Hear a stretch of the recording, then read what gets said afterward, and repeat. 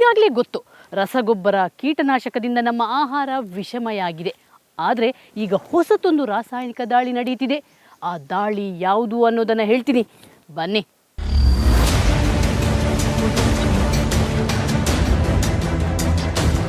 ಹೇಗೆ ದೇಹ ತುಂಬ ಹುಳ ಸೇರಿಕೊಂಡಿದೆ ನೋಡಿ. ಈ ಹುಳ ಕಂಡಾಗ ಮೈ ಜುಮ್ಮೆನ್ನುತ್ತೆ.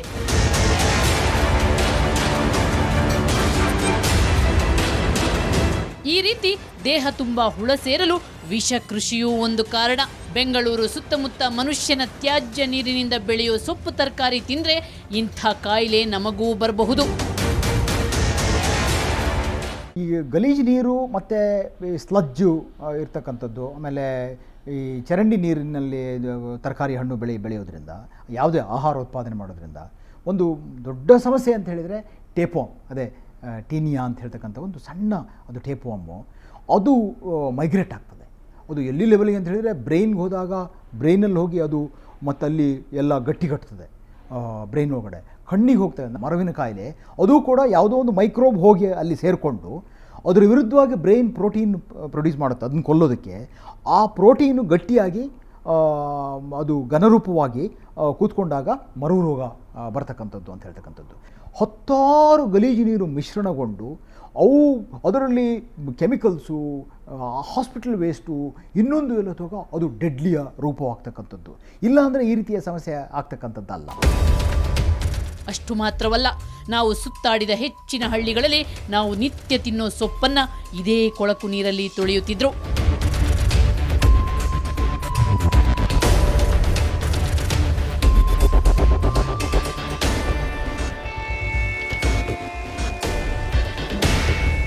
ಇದೇ ಚರಂಡಿ ನೀರಲ್ಲಿ ತರಕಾರಿಯನ್ನು ಕೆರೆದು ಅಂದಗೊಳಿಸುತ್ತಿದ್ರು.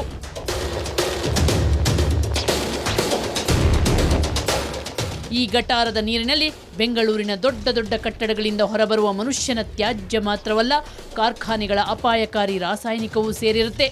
ಇಂಥ ನೀರಿನಿಂದ ಬೆಳೆದ ತರಕಾರಿ ತಿಂದರೆ ಎಂಥೆಂಥ ಕಾಯಿಲೆ ಬರುತ್ತೆ ಅಂತ ತಜ್ಞರ ಬಾಯಲ್ಲಿ ನೀವೇ ಕೇಳಿ.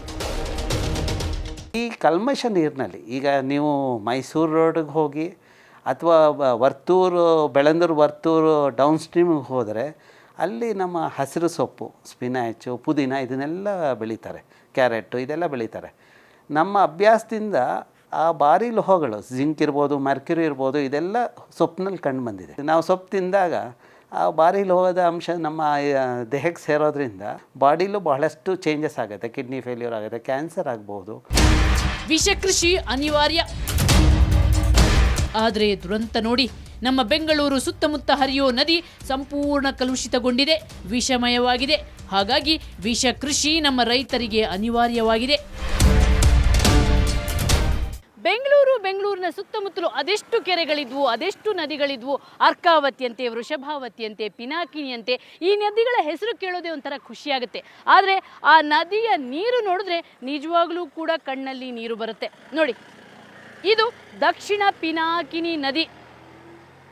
ಈ ನದಿ ಹೋಗಿ ಈಗ ಕೊಳಚೆ ಆಗಿಬಿಟ್ಟಿದೆ. ನಂದಿ ಬೆಟ್ಟದಲ್ಲಿ ಹುಟ್ಟುವಂಥ ಈ ದಕ್ಷಿಣ ಪಿನಾಕಿನಿ ಈಗ ನಿರಂತರವಾಗಿ ಹರಿಯೋದು ನೋಡಿ ಒಂಥರ ಸಮಾಧಾನ ಅನಿಸುತ್ತೆ. ಆದರೆ ಈ ನದಿ ಮಾತ್ರ, ಈ ನೀರೆಲ್ಲ ನಗರ ಪ್ರದೇಶದಿಂದ ಹೊತ್ತು ತರುವ ಜನರ ತ್ಯಾಜ್ಯ, ಕಾರ್ಖಾನೆಗಳ ತ್ಯಾಜ್ಯ. ದುರಂತ ಅಂದರೆ ಇದೇ ನದಿಯನ್ನು ನಂಬಿದ್ದ ರೈತರು ಇವತ್ತು ಈ ಕೊಳಚೆ ನೀರಲ್ಲೇ ವ್ಯವಸಾಯ ಮಾಡಬೇಕಾದಂಥ ದುರಂತ ಪರಿಸ್ಥಿತಿ ಬಂದಿದೆ.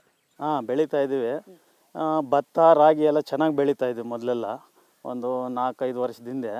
ಈಗ ತುಂಬ ಈ ಅಪಾರ್ಟ್ಮೆಂಟ್ ಯೂಸ್ ಮಾಡಿರೋ ನೀರು ಬರ್ತಾ ಇರೋದ್ರಿಂದ ಬೆಳೆಗಳಿಗೆ ತುಂಬ ತೊಂದರೆ ಆಗ್ತಾಯಿದೆ, ಬೆಳೆನೇ ಆಗೋದಿಲ್ಲ.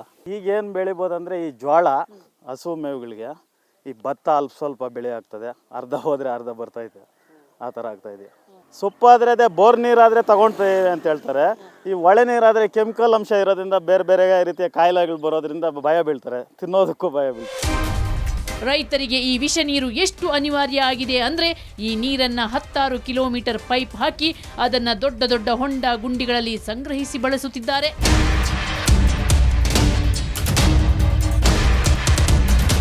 ಈ ರೀತಿಯ ವಿಷ ಕೃಷಿ ಬೆಂಗಳೂರಿನ ಪ್ರತಿ ಕೆರೆ, ನದಿ, ತೊರೆಯಂಗಳದ ಸಾವಿರಾರು ಎಕರೆಯಲ್ಲಿ ನಡೆಯುತ್ತಿದೆ ಗೊತ್ತಾ?